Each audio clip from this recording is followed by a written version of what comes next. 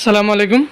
আমি আজকে আবার আপনাদের মাঝে নিয়ে আসলাম ভীষণ ইন্ডাকশন কুকার আপনার 1204 মডেল। এটা আপনার পাওয়ারের সমস্যা হলে আপনি এটা কীভাবে সমস্যার সমাধান করবেন, তো এই বিষয়ে আপনাদের সাথে শেয়ার করব। তো সর্বপ্রথম আমরা এই চুলাটার সমস্যা হচ্ছে এটা পাওয়ার আসে না। তো এই চুলাটা পাওয়ার আসে না কী জন্য এবং এটা সমস্যাটা কিভাবে করতে হয় সেটা A to Z আপনাদের সাথে শেয়ার করব। আর আমাদের সঙ্গে থাকুন এবং যারা এখন পর্যন্ত আমার চ্যানেলটা সাবস্ক্রাইব করেন অবশ্যই চ্যানেলটা সাবস্ক্রাইব করুন এবং পাশে থাকা নোটিফিকেশনটা অন করে দিন। তো আমরা চুলাটা সর্বপ্রথম এই যে খুলে নিলাম। আমরা চুলাটা খুলে নিলাম। খুলে নেওয়ার পরে আমাদের সর্বপ্রথম কাজ হচ্ছে আমরা এই যে এসি কর্ড যেটা, এই এসি কর্ডটাকে আমরা চেক করে নিব। এই যে দেখেন এখানের মধ্যে আপনার মিটারের মধ্যে আমরা দিয়ে মানে এই এসি কর্ডটা চেক করে নিব। এই যে মিটারের দিকে লক্ষ্য করুন, আমাদের এসি কর্ডটা মানে দুইটাই লাইনে ওকে আছে। দেখেন আমাদের এসি কর্ডটা সম্পূর্ণ ওকে আছে। এরপর আমরা চেক করবো এই যে ফিউজ যেটা আছে এই ফিউজটা। তো এই ফিউজটা দেখেন এই যে ফিউজটা কেটে গেছে। এখানের মধ্যে ফিউজের পাশাপাশি ফিউজ কেটে যায়, বিশেষ করে ভিতরে যদি কোনো আইসি শর্ট হয়ে থাকে তখন যায় এই ফিউজটা কেটে যায়। তো আমরা এখন এই যে এখানের মধ্যে যে আপনি হিট প্রুফ একটা আইসি আছে এইখানের মধ্যে, ওই আইসিটা আমরা এখানের মধ্যে চেক করব। ওই আইসিটা যদি কোনো কারণে যদি আপনার শর্ট হয়ে গেলে তখন যায় আপনার সার্কিটে তখন পাওয়ার আসে না। এই যে এখানের মধ্যে যে ছোটো আইসি যেটা, এই ছোটো আইসিটা আপনার শর্ট হয়ে গেলে তখন আর আপনার পাওয়ার আসে না, ফিউজটা কেটে যায়। তো এই যে দেখেন আমাদের মিটারের দিকে আপনারা লক্ষ্য করেন, আমরা এখন আইসিটা এখন মেপে দেখতেছি। এই যে দেখেন এটার ভোল্টেজ ঠিক আছে, এটার ভোল্টেজও মোটামুটি ঠিক আছে। আর যদি শর্ট হয় তাহলে যে ভোল্টেজটা ফুল 100% দেখাবে তিনোটা পাতে। এই যে দেখেন এগুলো মোটামুটি ঠিক আছে, এগুলো সমস্যা নাই। আর এই আইসিটাতে দেখেন মূলত সমস্যাটা যে এখানে দেখেন এই যে ফুল 100% ভোল্টেজ শো করতেছে। এই যে তিনোটা পাতে 100% দেখায়, এই যে লক্ষ্য করলে বুঝতে পারবেন।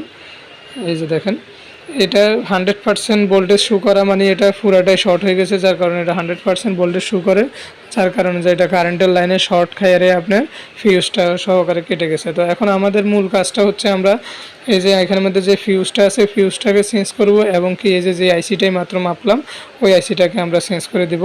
তো আমরা প্রথমত এই পুরা আগের যে আইসিটা শর্ট হয়ে গেছে এটা আমরা পুরাটাই সোল্ডারিং করে এটা খুলে নিব।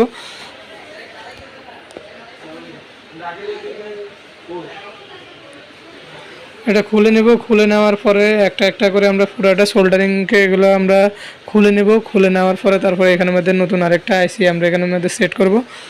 এই যে আমরা খুলে নিছি, ওটা খুলে নেওয়ার পরে এই যে এখন আমরা নতুন আরেকটা আইসি নিছি, এই আইসিটাকে আমরা এখানের মধ্যে সেট করবো। এই যে ছোটো এই আইসিটা, তো এই আইসিটা আমরা ওইখানের মধ্যে নতুন করে লাগাই দেব।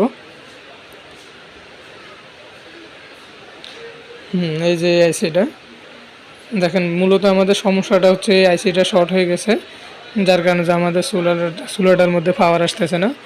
তো আমাদের এই চুলাটা হচ্ছে ভীষণের RFL 1204 মডেল। এটা ইন্ডাকশান কুকার। তো এখন এই যে আমরা এখন আইসিটার মানে এটা পুরাটাই আমরা এখন চেঞ্জ করতেছি। চেঞ্জ করে মানে এখন আমরা এখানের মধ্যে নতুন করে এটাকে আবার সোল্ডারিং করে এটাকে লাগাই দিব। এই যে এটা যেখানে যেভাবে লাগাইছি খুলছি ওইভাবে সেম একইভাবে এখানের মধ্যে লাগাই সোল্ডারিং করে দেব। সোল্ডারিং করে দেওয়ার পর আমরা চেক করে দেখব আমাদের চুলাটা ওকে হয়েছে কিনা। দেখেন এখানের মধ্যে যে ফিনগুলো আছে ফিনগুলোকে একটু হাতের ইশারা একটু চাপ দিয়ে এগুলোকে বাঁকা করে দিতে হবে, সোল্ডারিংটা যাতে ভালোভাবে ফিনিশিংভাবে লাগে, একটার সাথে একটা কানেকশান যাতে ভালোভাবে সোল্ডারিংটা হয়।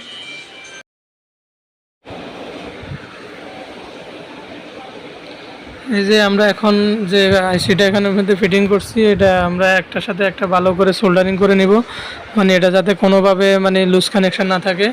সোল্ডারিংটা আমরা ভালোভাবে মজবুত করে এটা সোল্ডারিং করব, কারণ এটা লুজ কানেকশান যদি কোনোভাবে থেকে যায় তখন যে আপনার পাওয়ারটা আসবে না, এবং কি লুজ কানেকশান থাকলে এটা আবার পুনরায় শর্ট সার্কিট হতে পারে, শর্ট খাইতে পারে।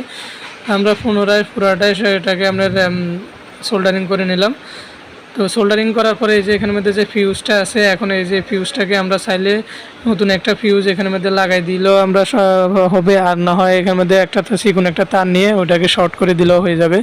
তো বিশেষ করে আমরা লক্ষ্য রাখতে হবে এখানের মধ্যে যে আমরা কেবল তারটা লাগাবো যাতে তারটা অতিরিক্ত মোটা না হয় বা আবার অতিরিক্ত চিকন না হয়, মানে পরিমাণ মতো ওই ফিউজের সমতুল্য পরিমাণ তার লাগাইতে হবে।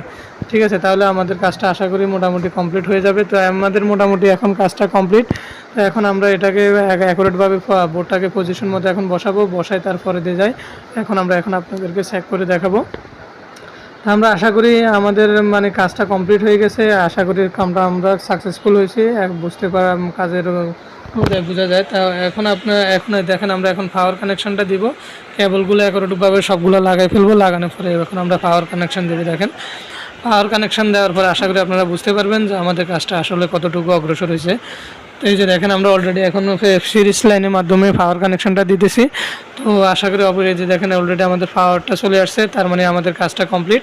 এই যে আমরা অন করলাম, অন করার পরে এই যে আমরা ফাংশন অপশানে দিলাম, এই যে 300 মোডে এখন অলরেডি চালু হয়ে গেছে, যার কারণে এটার মধ্যে আমরা পাতিল দিই নাই, যার কারণে এটা পাতিল ছাড়া চালু হয় না।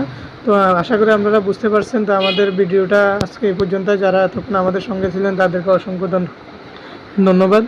আর যারা এখন পর্যন্ত আমার চ্যানেলটা সাবস্ক্রাইব করেনি অবশ্যই আমার চ্যানেলটা সাবস্ক্রাইব করুন এবং পাশে থাকা নোটিফিকেশনটা অন করে দেন। আর এই ভিডিওটা অবশ্যই বেশি বেশি করে শেয়ার করে দিন যাতে সবাই উপকৃত হতে পারে।